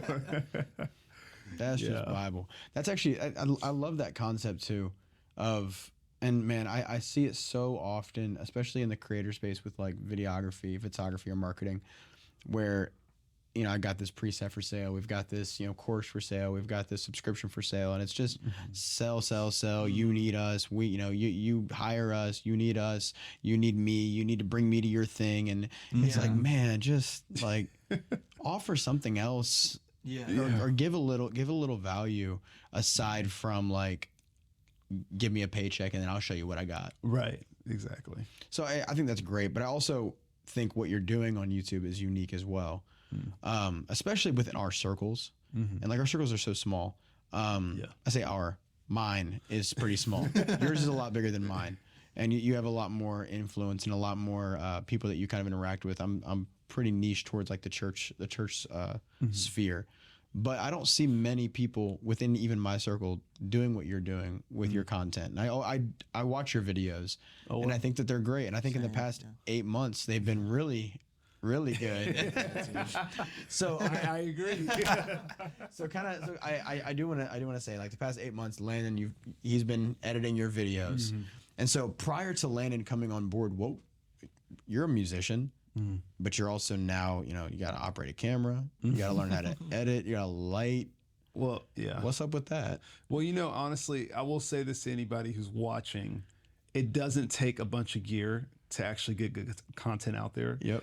And I got to 100,000 subscribers and I've never owned a camera. And that's just like, boom. Just never owned a camera. In fact, I'm going to show them what our set looks like right now. Yes, you should. All right, hold on. Let's, This is that is what we're working with right here. We've got our cameras on DJI. Yeah, they're like cases. Look like little brothers, dude. And we're in the business center of a hotel. That's right. Yeah, no lighting, nothing. We didn't even rent this place. We just walked in. I know, we just walked in. Started filming. We're like Colin and Samir in a car. That's right. That's right. So you don't need all the stuff. You don't. Well, the thing is, I feel like that was the best training ground for me. I was actually Landon this is like I feel like I've learned how to create actually good content without production, without great production. I did learn some production things to make, you know, stand out a little bit better, but that was the reason I got a camera. Yeah, because I was like, you know, all right, I want to level up my production. But honestly, just learning how to edit and even looking at inspiration that are not people in your niche. Like I got inspired by so many cooking channels, surprisingly. And I took some of the ideas, and when it comes to series and different things like that, I took that from cooking channels. You asked me if I watch cooking channels. Yeah. but that's the thing, is like it's if you're always just looking at just base channels, you're never going to stand out. I agree with that. Like if you're always just looking at just video content, then it's going to be hard for you to stand out. Yeah.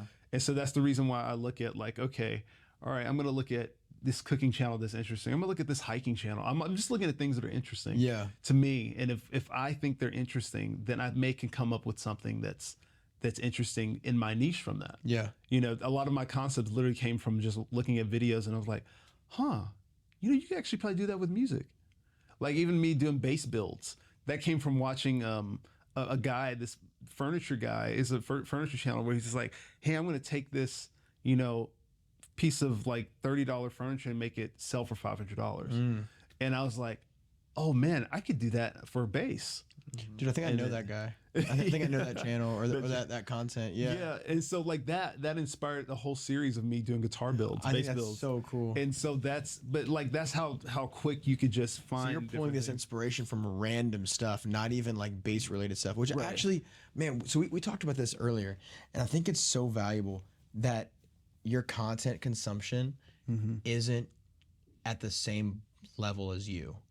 That whatever you're consuming, whatever you're like looking at, whatever it is that you're looking to for inspiration, is way ahead of you and also is extremely diverse. Right. Because I feel like a lot of people, they lean into like what they do and they watch what they do. And also like if I only watched Landon, which Landon's great, Yeah. but if I only ever watched him to like measure, if I only ever watched him like, oh man, I want to make videos, which dude, it's so funny because like these like 4x3 videos were posted on Instagram. Like Landon blew up and I love making them. But like there's a little thought in the back of my head, like every time I post this, I just know like my circle's like, oh dude, just Martin just posting like Landon. and I invented it. Yeah, well, so like if I constantly just watched Landon, like, and that's all I ever tried to like achieve, I could not grow. I would only grow so much and I would be stunted. Yeah. But like I look at so many other content creators and people that aren't even doing like video just for that inspiration. And I think more people need to do that in other like design, video, photography, music. Like look at other stuff in order to find your inspiration. Don't just look at your peers. Right. I think most original ideas come from like something that already exists, just putting it in a different context. Yeah. You know, Dude, that was good. That was good, bro. Most original ideas come from something that because already it's really exists. it's like That's I mean, people talk there's nothing original. It's like no, there's everything's not. been done, but you can reinvent things, and you can. I think that I've been thinking about that a lot. Just like being inspired by a wide array of things. Yeah. Is so important. Like most of the stuff I don't watch isn't stuff that, you know, creators in the same space or things that I would make, but it's just like a wide array of things. Like how can I take this and how can I make it me? You know. Well, I think even to your point there, I know you pretty well. You have really adopted like new, you know, interests in like tennis or F1, like these niche things, very very different, and also have nothing to do with making videos. But even like the content that's made of those things, in the style, like honestly, like I think music inspires me more than like any film. all of your soundtracks on your videos, they're all like, you know, literally like a lot of videos are like taking just a song I like and then like how do I make a video feel like this song? It's like okay, the original idea, like that's right so cool. there. Yeah, that's really good. And you know, honestly, that's to go back to the original question. That's the reason why I had started getting different editing skills and different things like that. Is from watching other things that wasn't YouTube or that wasn't base videos. Yeah. And so then I was like, because I started looking at these things, I was like, man, I like the way this feels. Because I think sometimes with base content, people like it's in my niche. It's the worst quality. Editing. And it's just like there's no story. Black backdrop. Like your black backdrop with the black shirt on. Hit the black shirt. It's like Just a floating head. or like a floating head and using the front camera on your phone. Yep. You know, like just everything. It was just like wrong. And so that was kind of the thing that kind of helped me because I started looking at other things like, man, this is really high quality. How did you do that? Yeah. And then honestly, to when I got hired Landon, I was doing these videos and I started realizing, man, this takes a lot of work to make a really good video. And I was just like, Get somebody else to do this. It's getting ridiculous. well, honestly, what I started noticing is like I knew what it took to make a pretty good video, but the amount of time it was taking me to get videos out was just taking longer and longer and longer because they're getting better. Yeah, I was trying to get them better. Like, and then I realized, okay, I can't do this and travel and be a husband and also be the music director of my church. Like, I was like, okay, I've got to like buy back some time in some kind of way. And so that was when I put out a post on Instagram and was just like, it was Instagram and a couple of other places. Like, I think like, was it like Fiverr and some other places, whatever. Fiverr. Could have been worse. But then like I had like I put that out and I think I had 200, 230, 240 people apply for it, which was kind of crazy. And I literally was like, hey, I'm looking for a video editor for my YouTube team, blah, blah, blah, blah, blah. And then Landon, I didn't know Landon at all, but I knew he had friends of, you know, that were mutual friends or whatever. And I was like, I wonder if this guy's any good. And so I remember I was like, hey, I would be told, because I think you DM'd me or something like that. And was like, hey, I'm interested, email or something like that. And then I sent you this email and I know you probably were just like, what in the world? Because the way I learned this process, I think, gosh, I can't think of his first name. Something Carmichael, I can't remember his name. But he was talking about this way that he hired people online. and where he made this big block of text, a big like just wall of text, and you pretty much have to read through and find like answers to all these different questions to kind of see where somebody was at.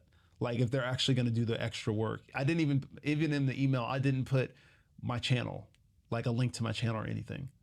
And to see if hilarious, and dude. so like you had to It's go so and hard. search. You had to go and search the for work. do Yeah, the that's work, great. the work of it. And so what happened is that I had this 240, applicants. That just that one little filter got me to 35 people. Like 35 people. And Landon was one of those 35. And then I went from 35 to I think like 10. And then I had my top 3. And Landon was in that top 3. And I remember I was looking at the videos and I could tell some people were just like, oh yeah, I'm just gonna throw some graphics on here. I'm gonna, put some, it was like drag and drop stuff. I'm like, I already do this, drag and drop. Like, give me something that I can't do. And then like, I remember Landon's was like, oh wow, like the first 30 seconds, that was what got me. I didn't have to watch anymore. The first 30 seconds to a minute of the video, it was like, I was like in the video. And I was like, the intro just captured me. I went to watch to the end, and this was a video I already had up. Yeah, and I was like, already. I was like, dang, this is better than mine. Like, and that was the time I was like, okay, I think Landon's the guy. It was fun. Yeah.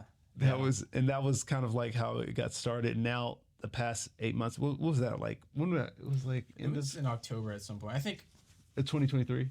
Yeah, I think you had hired me, and then there was some time like we were figuring out structure and all until like the first video. I think like the end of October is when like that first video went live, which that whole thing was cool. So because the first like 3 videos were like performed so well. They were the best performing videos of last year. Yeah. Dude, Set the bar that's so good high. for you, bro.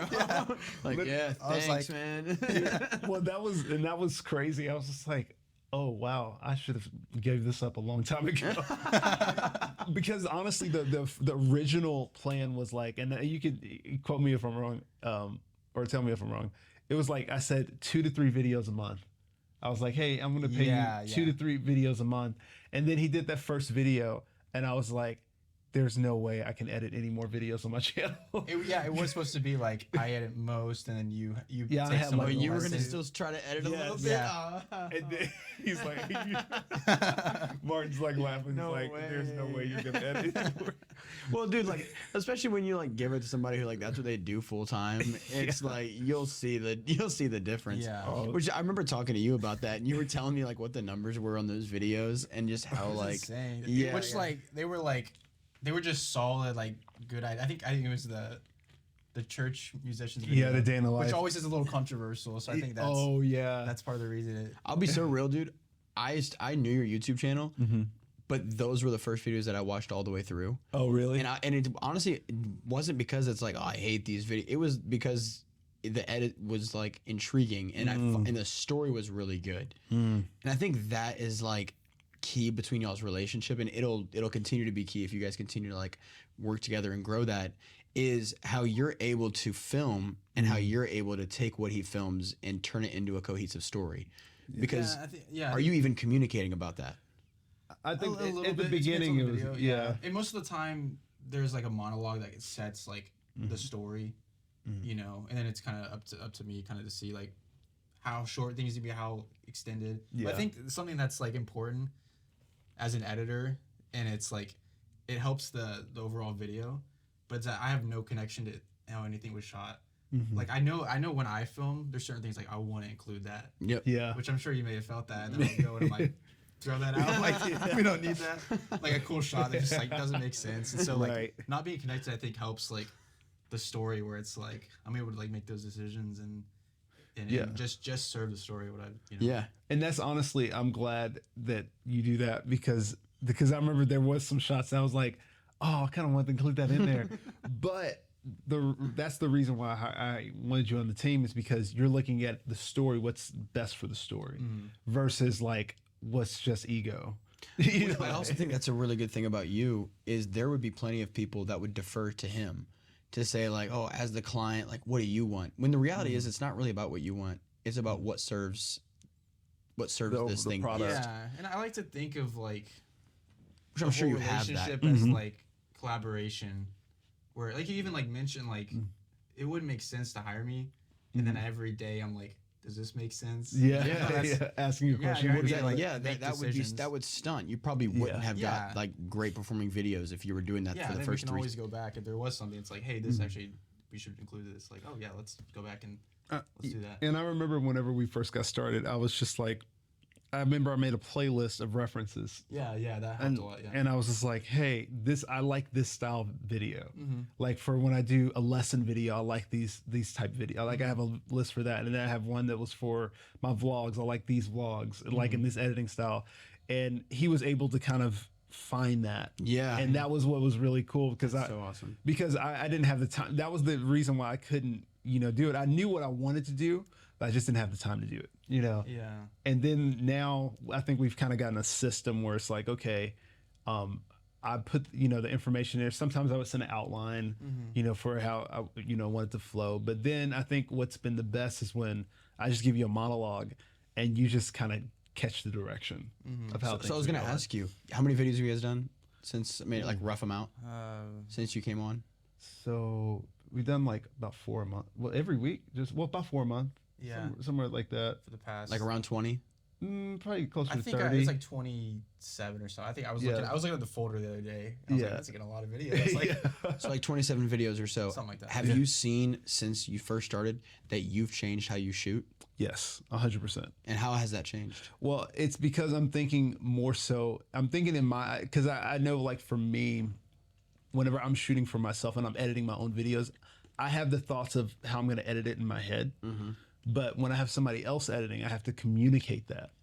It's like communication thing. Is like, okay, I shot this, but I this is what I was trying to get here. This is what I was trying to get here. And like, you have to be able to take yourself out of your head and communicate that into words. Sometimes. Yeah. And that was something that I think I've learned with my process is like, okay, let me, even when I'm doing my monologues, I'm like, hey, Landon, I don't like this one. I'm going to do this. yes, exactly. I was gonna ask. My favorite part was when you go that one. I'm like, oh, thank God. Like, I don't have to make this decision. What, honestly, because I know I do my intros like a gajillion times. I'm like, No, he does it the first try every time. right, first try every time. And then Yeah. it's like a 3-minute clip. No, It's more like a 25-minute clip. It is. Just for the intro and outro. Oh my gosh. Oh, that's hilarious. But- I didn't know that. Yeah, bro. But and I will say this: hiring an editor is very vulnerable because Yeah. oh, Yeah. your light is flashing. Oh, all right, let's check it. Batteries have been killed, and now we put new ones in. But Travis was just talking about the Vulnerability of hiring an editor. So let's cut right back in there. Okay. So I will say, a lot of people, the reason why a lot of content creators don't hire editors is because it's vulnerable. Because you actually see the flaws of everything Yeah. you're doing. Because I remember the first time I was sending Landon a video, even like for just the audition or the tester video, I was like, oh my gosh, he's gonna hear me just like mess up a million times. And I was just like, oh gosh. And then that It's like but intimate now. You guys, it's like so you guys intimate. have like shared a lot of moments. We were saying, I just know like random things about their life, literally personal phone calls I'm hearing. Well, right. Well, and the thing is that like now I've gotten way more comfortable with you now. So like I'm like, if I'm like on the call, like a phone call, like sometimes I take a phone call while I'm shooting, and you probably hear everything I'm saying. But it wasn't like that at first. At first I was just like, oh, okay, he's really good. He probably thinks I'm an idiot. I'm not doing this right. He finally knows, because I think the thing with creators is that people are gonna find out that none of us know what we actually know what we're doing. Like we don't know what we're doing. I have no idea what I'm doing, and you just found out that I don't.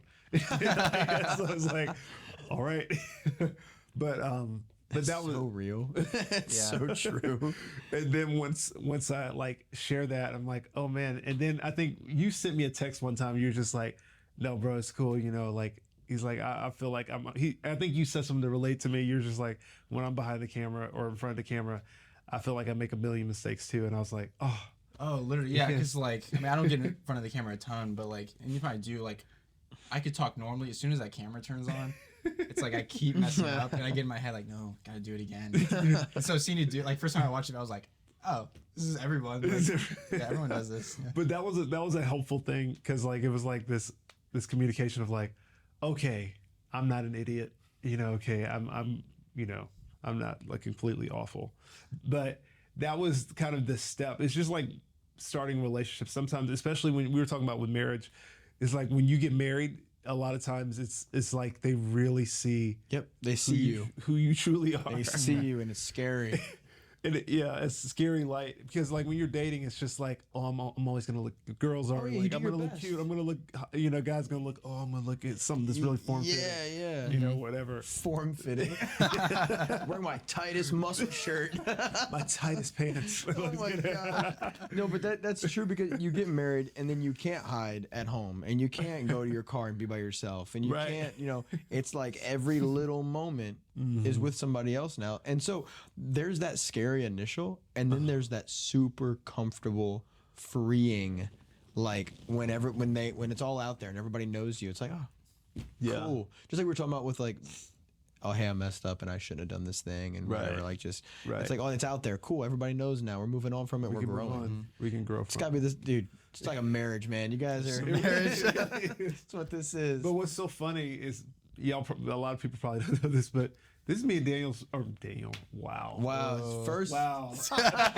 Our first argument right here in the podcast. Do you not remember my name? No, me and Landon's first time really meeting is this trip. This is in person. This is our first time meeting, and we've been working together for 8 months now. And like, it's just all been phone, FaceTime, Zoom, and now it's like, wow, you're a person. Yeah, you're a human being. Long distance is hard, man. But it's been fun. They have vibed this whole trip. It's kind of crazy. Y'all are like immediately connected. I know, and I kind of love that. We kind of have similar temperaments. And I think that's very helpful because I think sometimes people are like, I guess when they're hiring people, they're a little bit more aggressive than the other person. Like sometimes they're like an 8 if on the Enneagram, where they're like challenger. Do you do this? You do that? You whatever. It's never really a collaboration. I do feel like with Landon, it's always been a collaboration. Yeah, and I think I've tried to set the culture in that as well, to where it's not like you just do what I say, but it's more so like, hey, does this suck or not? Like, sure. Like, and he's like, yeah. It's even just like opening it up to like, even though I'm an editor, it's like you're like, if there's anything with the shot or like the idea or like the title, like open that up to like give input and stuff to like grow the channel. You know what I mean? Well, and the thing is too, this is something I didn't realize would happen with hiring an editor, and I also hired a thumbnail designer named Quentin White. He designs all my thumbnails. Shout out Quentin. Yeah, shout out Quentin. But something I started to realize is like, okay, Landon, his edits are getting better and better each and every video. But now the thumbnail and the video idea matters, because I remember that first month, it was like, I was like, oh my gosh, the AdSense numbers were insane. Like, I think I had like 600,000 or 700,000 views that month. And like before that, I think my average was like maybe 200,000 or 300,000 views. So like doubled like overnight, like my views and everything. And then that next month in December, it just went down. Like, it was just like, shh, because like I had great video ideas in November and like that last part of October. And then like December hit, my ideas were like kind of just stand-in ideas. So I think what you just said is really cool because you didn't blame Landon. No. Yeah. And I think people do that. They're like, oh, this editor must be, because they're hiring and they're spending the money, and it's like, well, because I'm spending the money, it's got to be your fault. It can't be my fault. In the end, like the only stat that can fall on me would be like watch time. Really. Yeah, watch time. But that's gone up. But what I've been noticing is that it's been a big part of like my I guess my title and thumbnail, which that's what everybody always talks about, title, thumbnail. Yeah. But I think once hiring a team, having the pressure of like, okay, I'm paying somebody to do all of my videos now. I'm paying, somebody to do all of my thumbnails now. And they have bills they have to pay. And like, even though I know that I'm not like all your, you're not completely full-time yet. But the thing is that in my mind, it's like, I have this pressure of like, oh man, this is a significant amount of money to where if he was not making this would affect He'd feel him. He would feel that. And so now it's like, for me, I'm like, okay, I have to get better as a leader. I have to get better as making good video ideas and good thumbnails, because if he's getting better as an editor, then I got to make sure people want to click on it, click on the video. If they don't click on the video, they can't see how good of a video it is. Or if the video idea is not, or the title is not catching enough, or intriguing enough, people are not going to be like, oh, I want to watch this. And so it's not even just about the money aspect of like, I'm paying him to do this, he should be doing this. It's like, no. Part of this is on me. Yeah. This is like, and that's something I've never had, because now I have the pressure of like, okay, I need to make sure I have enough money to pay him and that I'm getting return on this, because that's reality. So like, I remember like when I first brought Skylar on, I didn't really think about that too much, because it was just like, yeah, like, we're all freelancing, whatever. And he was still doing side gigs. And then the second he switched fully over to like working with Unveil, it was like, oh, dude, yeah, it was like keeping me up at night. And I'm like, yes. And then he got married, and I'm like, got a household I have to take care of now. So I get that, and then I was feeling this onus of like, all right, now I gotta start like making phone calls. I gotta start, building relationships and doing like what I do best, which is, I'm gonna go get the clients and I'm gonna go bring these clients in. And it was just that like extra layer of, I guess, accountability that when you're a freelancer by yourself, when you're an entrepreneur by yourself, you don't really feel that, because if you fail, it's just you who's failing. But now if you fail, you've got two guys who are like, oh, dude, come on, man. Well, and honestly, it goes back to that idea of pressure. Is like some people feel that pressure and they combat that pressure and be like, oh, I'm not going to do this anymore. I can't do this. Because they're just like they're not comfortable with it. But I think every entrepreneur, especially in freelancers, especially, you have to be comfortable with pressure.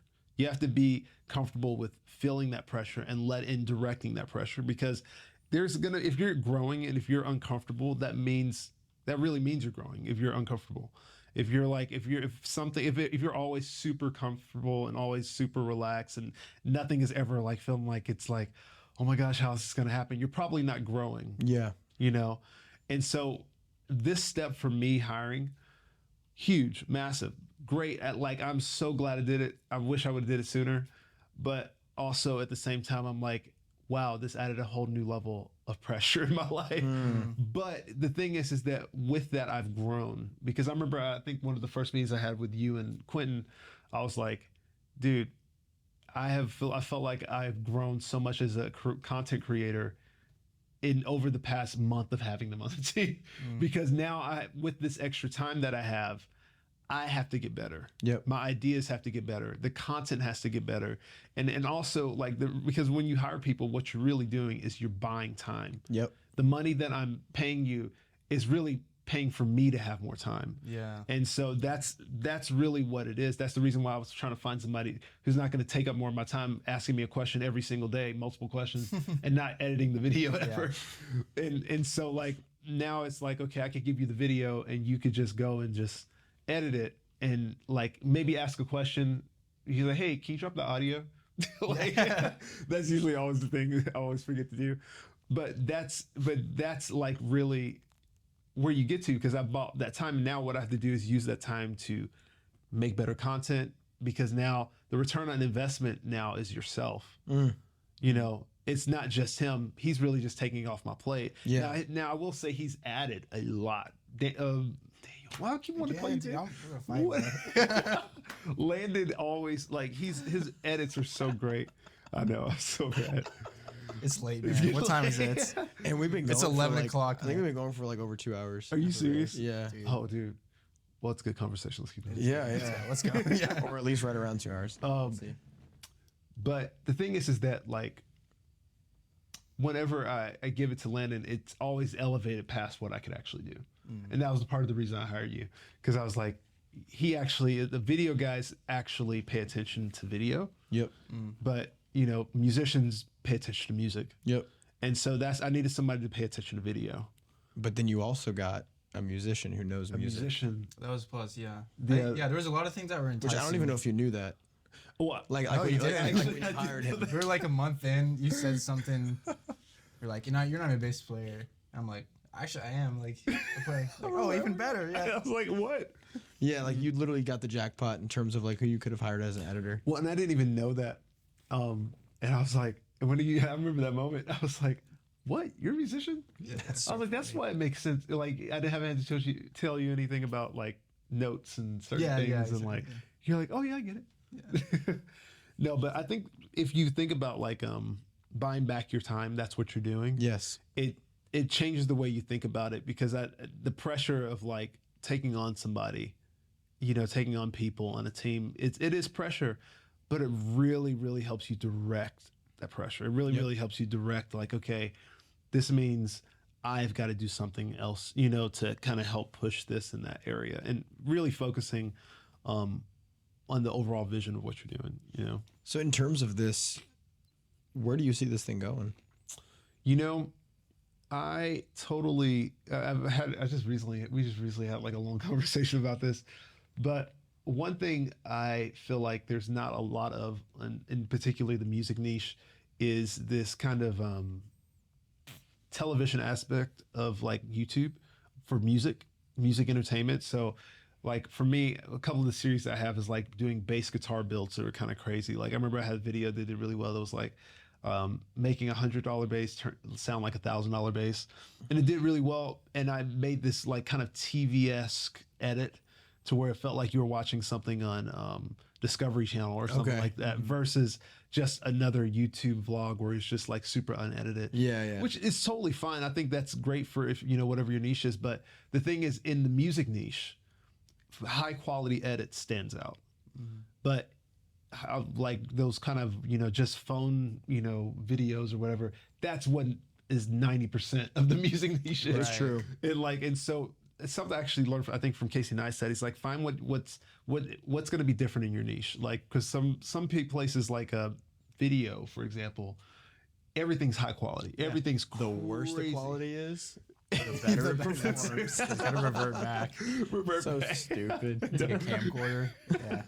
Or we're like, that's a different. Oh, it's a vibe. That's a vibe, dude. But that's the reason why. But that's the thing is like you find what it is like in your niche that will stand out. Yeah. And you find that thing, and so for me, it's like high quality videos was never a thing. Story wasn't much of a thing on especially bass and lessons. Oh my gosh, nothing like that. So the future for me is creating kind of different series that are educational but entertaining. Yeah. In this music niche, it could be like bass builds, it could be a bass lesson, it could be showing behind the scenes of the music industry, like going on tours, different things like that. So I love that concept because I feel like I never get to see the perspective of just a background guy. Yeah. Just a guy who's like not the the front runner, not the guy who's the important person or whatever. But like even then hearing your perspective, like I love your series on rates, like how how much you get paid for certain things, and then through all of those, there's B-roll of you in these like big arenas or even just at a small church. So you have like the juxtaposition of both things, but being able to see like this is a guy that's in the background telling a story from the perspective of the guy who's in the background. Like it's not, I find that super interesting because I feel like even nowadays that kind of content does perform really well, of like people showing just a normal job, but like what it looks like in the behind the scenes of it all. Well, I think what I started to learn is on the road, there's so, I meet these legend musicians and they tell these crazy stories and I'm like, oh my gosh, I wish I could see this. Yeah. And that was kind of like the idea was like, oh man, I actually want to share what's actually happening in video forms, where it's because I was like, man, this could be a television show. Yeah. And that's kind of like the thing that came to mind is like, oh my gosh, this actually could be really interesting if I was watching this, because I always think of myself as the viewer. Like, what are the things I like if I was just a viewer? Yeah. And so that's kind of the whole idea of the reason why I even came up with these series is because like I love watching vlogs, but for some reason I would get into a vlog and the edit would just make me click off. Like I didn't stay in it because they played like it was like, oh, it's a vlog for the first 2 minutes and then the last 30 minutes is just them playing. Yeah. And that was the thing, and I was like, I kind of want to see more. I want to see like the different aspects of, what is catering like?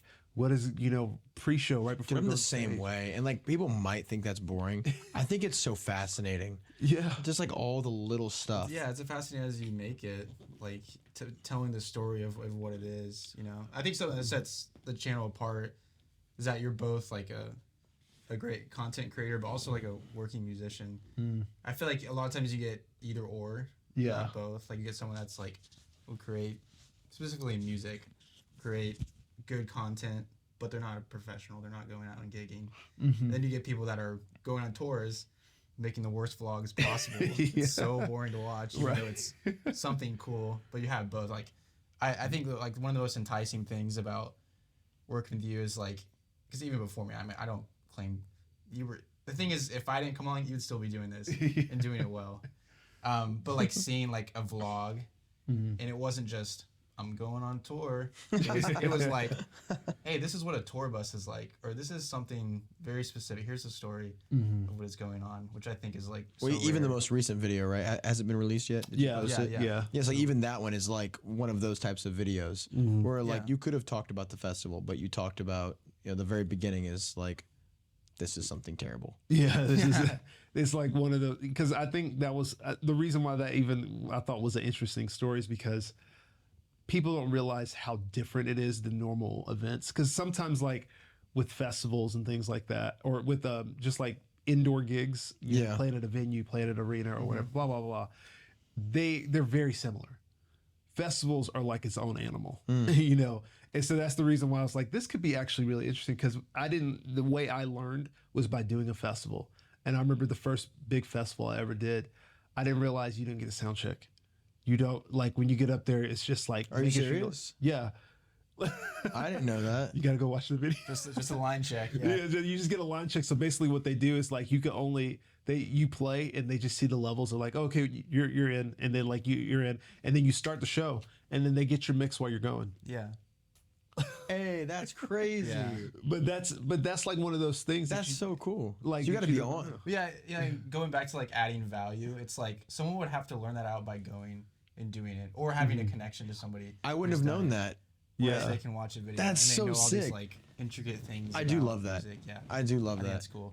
I think TikTok's like given a great like insight of like, because like anybody now can pick up a phone and like video like what they do, and like I see so many behind the scenes of like workers at Burger King, and it's just like, but it's like oh yeah, Interesting. cleaning the dishes, and it's like, dude, I never would have thought it was done this way, Right. And it's like I think that's so cool. So like like you're on a much bigger scale than cleaning dishes at Burger King, but like a nuanced thing like that where it's super niche and it's like I'm never gonna play bass on tour for a festival, but I'm glad I know that information. Like that's like a really cool thing That's to just have. cool. Like I had a lot of people like talk to me like, yeah, I watch Travis's channel. It's like I'm not even a musician. Yeah, I yeah. just like to watch it. I'm like, that's so Which cool. I wonder. Yeah. I wonder what the demographic is versus like Just bass players. musicians or non. Well, and the way, so we should talk about the note.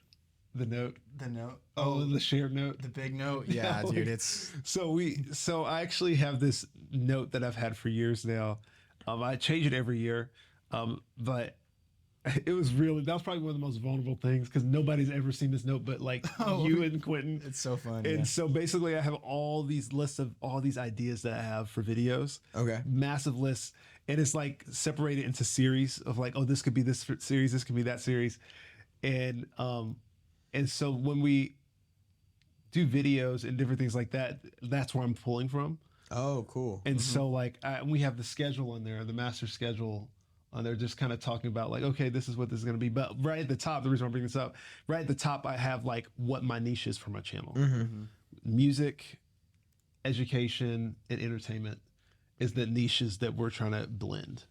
And that really is kind of giving a North Star to the team of like, okay, let's try to stay in this. Which I think it's interesting that music and entertainment aren't the same for you. Well, it's when you're thinking about YouTube, I feel like music is like when YouTube is like music videos and like lessons or whatever like that. And then entertainment, it's really like the Ryan Trahans or like, things like The that. easy watches. Easy It's like, watches. I don't have to think too hard. I'm just enjoying this. Right. And so, but the thing is there, when you blend those niches, it kind of helps with that, that kind of making you stand out as well. Yeah. because it's not like you're copying somebody, you're making your own thing. Yeah. And so music and entertainment is like, for me, entertainment's like TV. I'm making it like a TV show. Yeah. And then you're adding that with You have music. a plot. I mean, your videos have plots to them. Yeah. There's not Subplots. Subplots. There's Yeah, and I'm sure there's also. I mean, I don't know if you do this, but there's probably also things that link throughout your videos. There's of like characters, like Justin's a character in this. Yeah, like, yes. yeah. well, and even some of my earlier the vlogs with like on tour with Julian and all them. Sure. Those characters and things like that. I learned about character development and stories and stuff like that. And so that's the reason why I introduced Julian in the vlog, or introduced Aaron Castrillion in the vlog, and like some of these different musicians and stuff like that. It just kind of helps enhance the story. Yeah. And so I think that's the part of the reason why I even have the niche thing, because I want people to know, like, hey, there's a point to everything, all these videos. And even me thinking about in series, and I honestly think it helps to think in a series, because then you can actually focus your ideas. I love that. Because when you're just shooting from the hip in every video you do, there's no common strain. No. It's just like, because when you think about any person you follow them for something. You don't follow them for just like a fitness person. You don't follow one fitness person for everything about fitness. You may follow them because, they're really good with HIIT workouts, or they're really good with, finding ways to do stuff at home. That's the reason why the niche is important, is because it's never one thing. It's like this. I'm not going to be the all-inclusive bass channel. Scott's bass lessons pretty much has that like locked down. Yeah. But his is like really just bass. And so once you start finding your series within that, like for us, we have like the what is it? The guitar builds. We have the vlogs, behind the grinds, beginner to pro series, which is what I call my lessons now.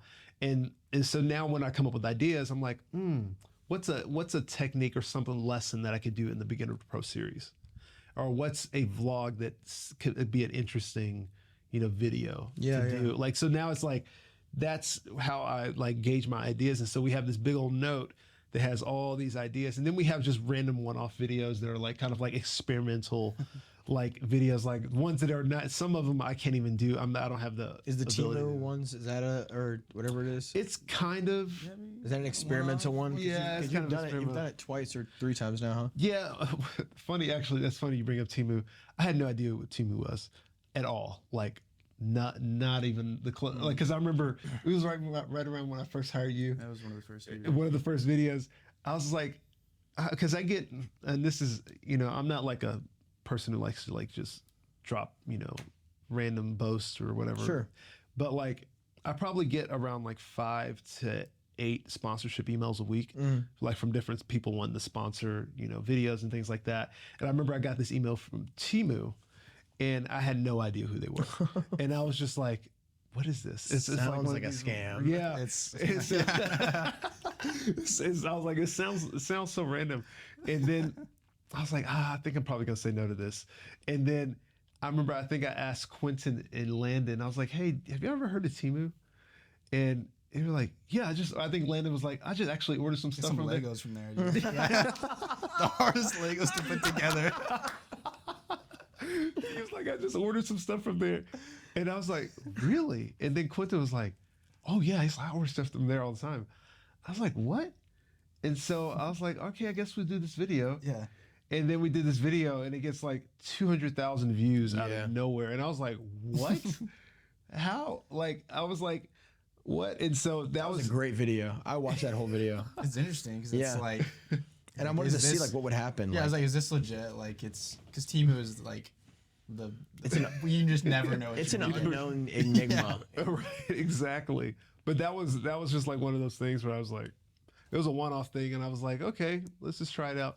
But the thing is that I think when you think about it in series, though, I think this is what phase I'm in right now of my channel, is like finding out what format, which I think it's Colin and Samir, they talk about this, which is really good, that creators get to this space, especially when you get into the hundreds of thousands of subscribers, where you're trying to find the format that people want from you. And so like for them, when they went to podcasting, that was the format. Yep. And then their channel just blew up from there because that was the format people wanted from them. Because you can experiment up to that point, but when you hit that point, there's an expectation after that. Right. Then it's just like, okay, this is what they have the greatest podcast. They have the greatest this. You know what I'm saying? And so like that was the thing that really kind of I feel like we're in right now. Is kind of finding, okay, these videos are doing well. And this is something I would say to anybody who's trying to be a creator, don't be afraid to pivot. My channel was pretty much all bass covers and covers at the beginning and like just lessons, covers and lessons, covers and lessons. Didn't go into the vlog stuff really that much. I was really bad at vlogs. And so They're like so hard. it's so hard.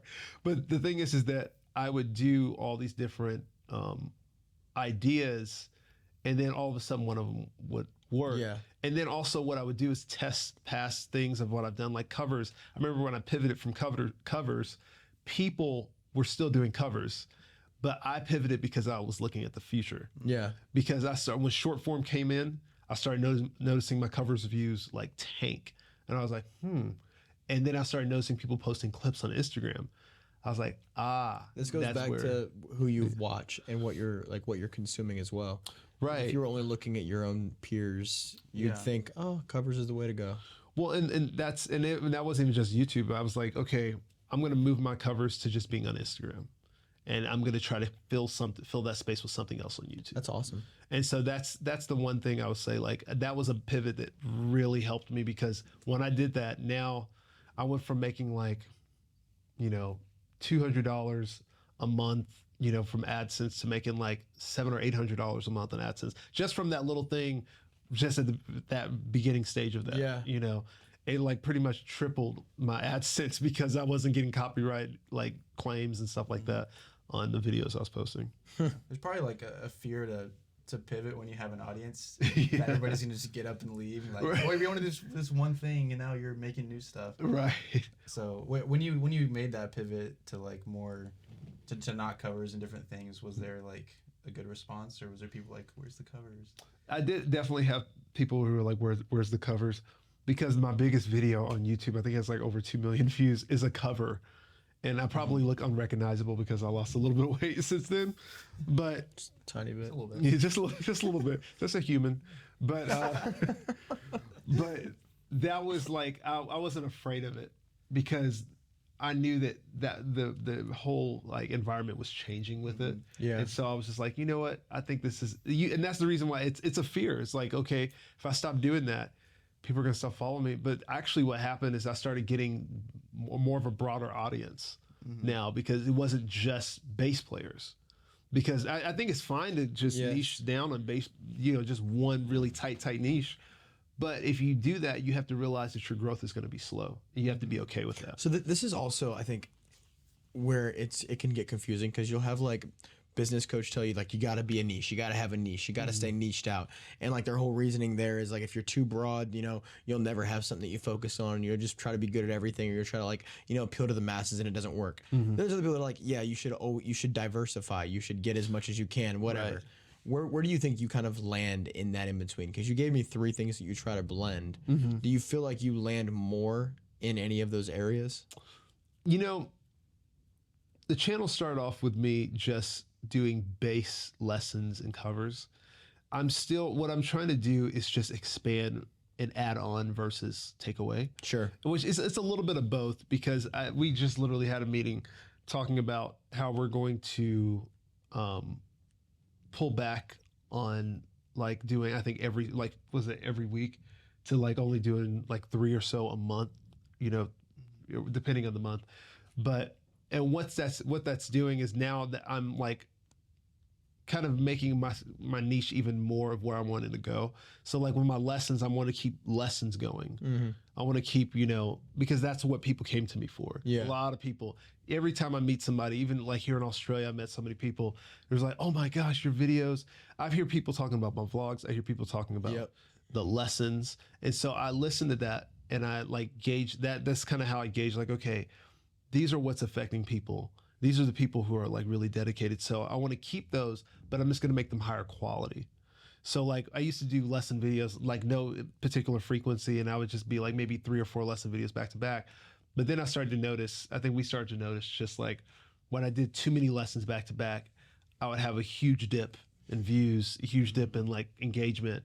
But when I just waited and did like a really good lesson, it would be like really great, engagement, really good views. And so what I started doing is like, okay, I'm going to do in my series, I'm doing a lesson, and then I'm going to do a vlog, and then I'm going to do this. And honestly, it's like we're in an experimental phase with it. And so like I think I'm always going to do lessons at some extent because that's just how this channel, like what the channel is based off of.